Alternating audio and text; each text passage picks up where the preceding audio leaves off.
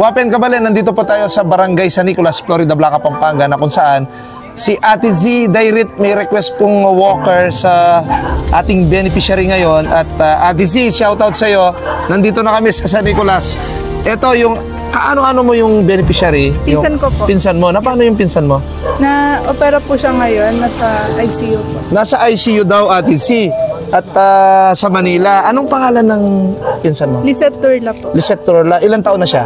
35. 35, batang-bata pa no. Paano po siya? Paano siya? Nagkaroon po siya ng bukol sa utak. Bukol sa utak. So, ito na, ang walker ng nabigay ng Akay ni Sol Party List. So ite-turn over namin sa pinsan niya.